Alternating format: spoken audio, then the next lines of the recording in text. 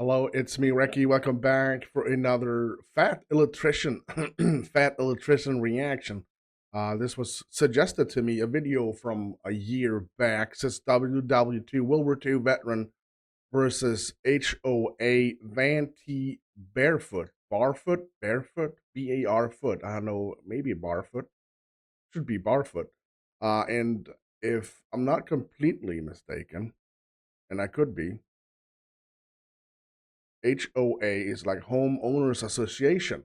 If I'm not completely mistaken, I could be completely bonkers. I have no idea, but I think it is. I Googled it before, and the only thing that actually comes up is homeowners association. And of course, that got my World War II veteran. Come on. Of course, we're gonna watch this 11 minutes long video with Fat Electrician. Sounds good to me. If you do enjoy this, don't forget to hit the like and, of course, that subscribe if you do enjoy the content. You want to see more, if you want to check out Fat Electrician, you find the link for the channel and, of course, for the video we're going to watch, located right down there in the description. Go there and give them the support that they so much deserve. This one is definitely not going to be on. Yeah, there you go. I'm sorry. This is for live streaming only. Let's do this. Boom. Here we go. Perfectamundo. Let's do this. Trifecta, a video where I finally get to talk about the military while simultaneously Bash something. Yeah. This is it. This is a trifecta, a video where I finally get to talk about the military while simultaneously bashing on Karens and HOAs all at the same time. Ladies and gentlemen, the year is 2009. It's December, and it's been one of the craziest years in recent history. Barack Obama has just been inaugurated president. The record for the highest grossing movie of all time has just been shattered by Avatar. The #1 song of the year is the Black Eyed Peas' Boom Boom Pow. Michael Jackson, the king of pop, has passed away, and Kanye West is now famous for interrupting Taylor Swift during the VMAs. And on top of all of that, it's been one of the worst economic years for America since the Great Depression, with unemployment peaking at 10% and the housing market down 30%. And despite all the craziness going on in the world, in Richmond, Virginia, a 90-year-old man still takes time out of his day to walk out of his house every morning and hoist the American flag on the 21-foot flagpole in his front yard. Later that morning, he would walk right past that flagpole on his way to the mailbox to get the mail, and in the mail that day, he would receive a letter from a high-powered law firm informing him that he was hereby ordered to remove that flagpole and never fly the American flag in his front yard again, due to, and I quote, aesthetic reasons relating to curb appeal. And I know What?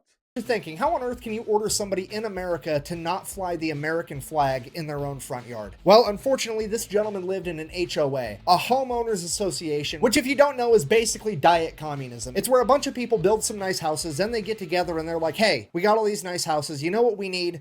More government. We've got federal, state, county, municipal. It's not enough. We need even more rules. We should come together, designate a tribunal of elder Karens to make all the important decisions for us, you know, like whether or not I'm allowed to park my truck in front of my house overnight. What colored Well, I'm going to say like this. There's bound to be questions about if we have some type of HOA in Sweden, and I'm pretty sure they are, but not in the extent of having more rules. Of course, there could be a gated community that says that the flagpole cannot be more than XXX height. I have no idea, but I am pretty sure that there could be gated communities in Sweden that actually has the same thing.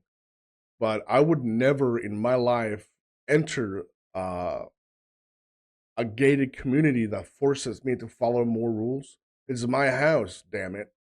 flowers I'm allowed to grow in my garden, and what color I'm allowed to paint my fucking Wow. house. You know, to protect our property value. But it is on this day that the tribunal of Karens in charge of the Sussex Square HOA in Richmond, Virginia are about to find out the hard way that they have picked a fight with the wrong guy, because this is not just any old man. This is retired Army Colonel T Barfoot, a combat veteran with 35 years of service and the recipient of a Silver Star, a Bronze Star, 2 Army Air Medals, the Legion of Merit, 3 What? Purple Hearts, and the Congressional Medal of Honor. Born in 1919, Van would grow up in Mississippi during the Great Depression as a one-quarter Choctaw Native American farm kid. Then, in 1940, at the age of 21, he would volunteer to join the U.S. Army. He would achieve the rank of sergeant by 1941, and then Pearl Harbor would happen. In 1940, the United States Army had 269,000 soldiers, and by the end of 1941, it had 1.4 million. And with now Sergeant Barfoot being a non-commissioned officer in a leadership role, he is one of the few people that America and the world would turn to train and lead all these new recruits into the largest war the world has ever seen. And that is exactly what Sergeant Barfoot did, leading his men through 3 amphibious landings at Sicily, Salerno, and Anzio before his entire unit would begin fighting their way inland through Italy. Then at the small town of Carano, Italy, Barfoot and his entire company would be stopped in their tracks. In order to advance further inland, they were going to have to go through the mountains. But in those mountains, the Germans had established fortified fighting positions, and there was seemingly no way through. Over the course of the next several weeks, Barfoot would lead his squad through scouting missions, trying to find any possible way through the German defenses, but there were none. Every single possible pass through the mountains, Germans had laid down a minefield, covered that minefield with fortified machine gun positions, and on top of that, they obviously had the high ground. After being halted for over a month, the order would finally come down that Barfoot's company is to just attack, run face first into the German defenses, and try to fight their way through it. Now, if you watched last week's video, you know that trying to fight fortified machine gun positions with the high ground is an absolutely terrible idea. If you didn't, there's this guy, Jake.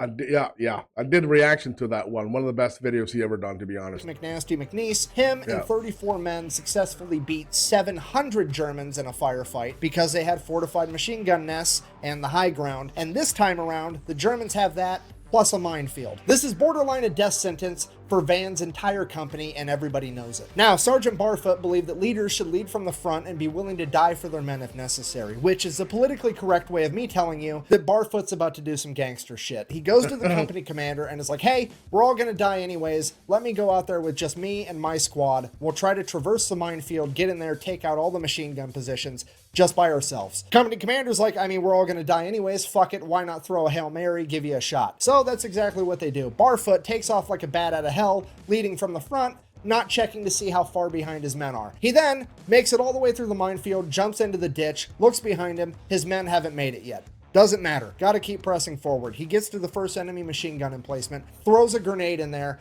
blows up, bang, goes in to check, just anatomical confetti everywhere. Nobody. I did say that, didn't he? He did say that. Blows up, bang, goes in to check, just anatomical confetti. Anatomical confetti. That's how you can say there was. All right, I get it. Everywhere. Nobody survived. None of his squad mates have made it yet, but he hasn't heard a mine blow up in the background, so they must be okay. They're just being overly cautious. He advances to the second machine gun emplacement, rushes in, kills 2 Germans, the other ones surrender. At this point, Barfoot's squad catches up with them. Apparently 2 of them have gotten hurt while traversing that minefield, at which point Barfoot's kind of just like, fine, whatever, just stay with the prisoners, I'll take care of it. Just complete dad energy of like, hold the flashlight and stay out of the way, I'm fucking working. He advances to the third enemy machine gun position. I'm pretty sure that has caused a lot of boys trauma when holding the flashlight for your dad. I'm one of them, I'll tell you. Completely by himself. Bear in mind, these Germans heard a grenade, a bunch of submachine gun fire, Germans screaming, and now there's just boss music playing, and it's getting louder as Van gets closer and closer. Van turns the corner, the Germans are like, fuck this, I quit, I surrender, I give up, you win. At this point, Sergeant Barfoot has effectively saved the day. His entire company now does not have to bum rush a minefield and a bunch of fortified enemy machine gun positions. Hooray. So Sergeant Barfoot changes gears, hops into the old leadership role. He starts consolidating everything, figuring out how many POWs he has, whatnot. And then a couple minutes later, the Germans launch a counterattack and 3 German tanks come rolling down the road directly towards them. At this point, Barfoot continues to dad dick the entire situation, just like, give me the bazooka, stay in the trench, I got this. Gets out, walks out in front of these tanks, wide open, no cover, no concealment, nothing. Just standing out there like it's fucking Tiananmen Square with a bazooka, shoots at the first tank, knocks it out. The other 2 tanks are just kind of like, I mean, it's one crazy American with a bazooka standing in the open. This is for sure a trap, right? So they turn around and retreat. Now, just so we're all on the same page, this man has sprinted through a minefield, cleared 3 German machine gun nests, killed 8 Germans, captured 17 more, and knocked out a tank in the span of like 45 minutes. And he's like, I can do more. So he advances further into enemy-held territory by himself, finds a German artillery emplacement, proceeds to blow that up too, and then he's like, okay, that's probably enough for today,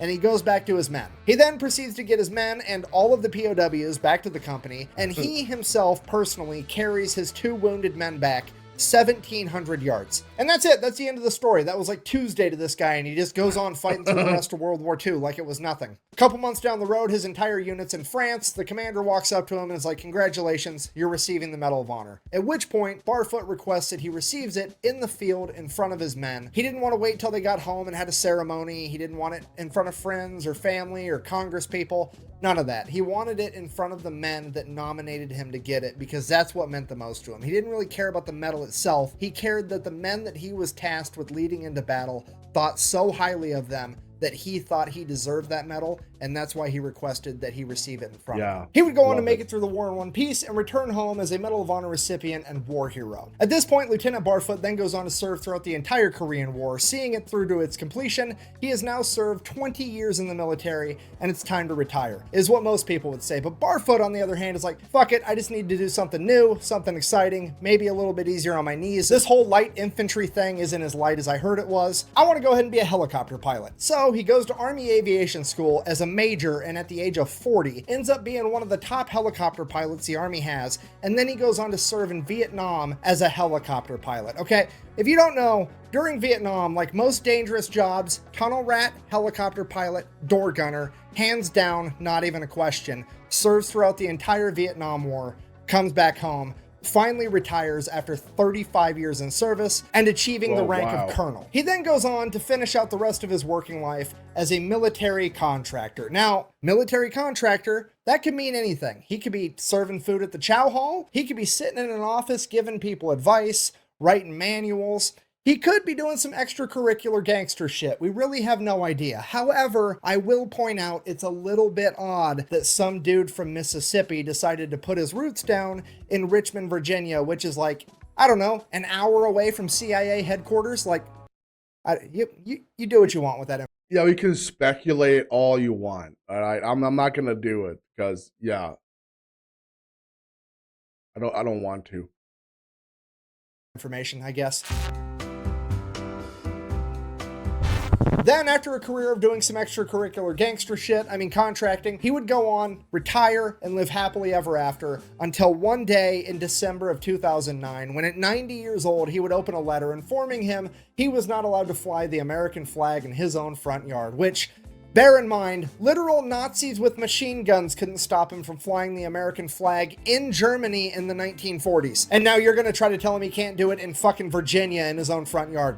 It's a bold strategy. So the next day, Colonel Barfoot's son-in-law calls up the local radio show. They run with the story. It gets picked up nationally almost immediately. Everybody from the White House press secretary to Fox News to the local VFW is absolutely furious. Okay, stop. At this point in time, it's 2009. Barack Obama's president. Do you understand what I've just told you? This HOA is fucked up so bad that they've got the Obama administration and Fox News to agree on something, okay? This is a critical fucking error on their part. The HOA would end up backing down within a week because apparently when the entire nation is looking at you like the Eye of Sauron, it ends up being bad for the aesthetics and curb appeal of your little neighborhood. And then the law firm that wrote the letter in the first place has since renamed and rebranded their entire law firm, and it's been signed into Virginia state law that no HOA can tell anybody to not fly the American flag on their property. Colonel Barfoot, proving victorious yet again, would then go on to fly the American flag in his front yard every single day for the next 2 years until passing away in his home at the age of 92. And as of March 2023,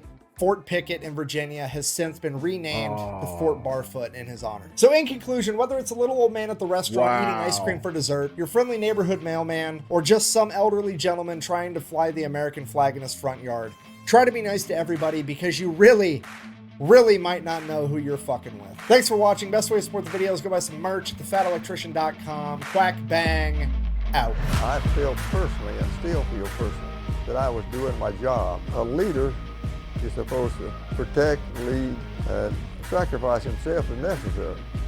I just can't imagine me ever fighting for a leader that wouldn't do that. Every time I follow a frick ton of different World War II veterans memorial channels, and it always gets me choked up when they talk because they are, without a doubt, the best generation. We all agree upon that one, don't we? This was one of those stories I needed today. I needed this today. It made me feel happy that everything just worked out fine for this guy. I mean, HOA, I'm pretty sure most of you, or a lot of you, can actually say something bad about it. And some probably say it's a good thing. It probably is, but sometimes maybe HOA, goes a bit too far when it comes to dictating rules in your community. I think I said too much already. Sorry.